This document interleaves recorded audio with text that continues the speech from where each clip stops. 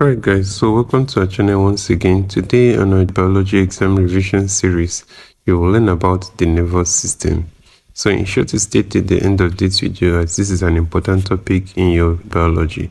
Also, at the end of this lesson, you'll get a free biology exam revision question for you to test your knowledge.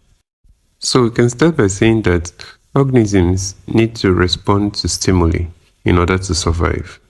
So a single-celled organism can just respond to its environment, but the cells of a multicellular organism need to communicate to each other in order to respond.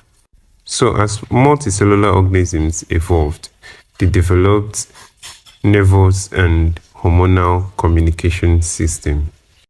So here in this video, we will simply focus on the nervous system. We'll discuss the hormonal system in a later video. So the nervous system makes it possible for humans to react with their environment and coordinate their behavior. Now let us consider the different parts of the nervous system. So we have the central nervous system, CNS. In vertebrates, this consists of the brain and the spinal cord only. In mammals, the CNS is connected to the rest of the body by the sensory and motor neurons. Sensory neurons are the neurons that carry information as electrical impulses from receptors to the central nervous system. Motor neurons are the neurons that carry impulses from the central nervous system to the effectors. And then the effectors are all the muscles and glands which respond to nervous impulses. Receptors are the cells that detect stimuli.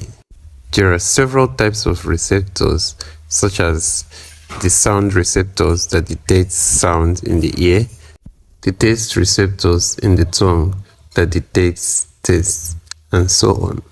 Receptors can, however, form part of a larger organ.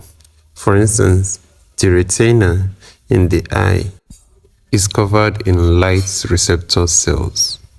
Effectors, on the other hand, respond to nervous impulses and bring about a change. Muscles and glands are known as effectors, and they respond in different ways. For instance, the muscles contract in response to impulses, whereas glands produce hormones. The central nervous system is a coordinating center. It receives information from the receptors and then coordinates this information, and then finally a response is carried out by the effectors.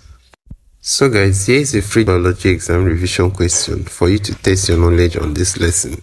Feel free to pause this video and try it out. So guys, we've come to the end of this video.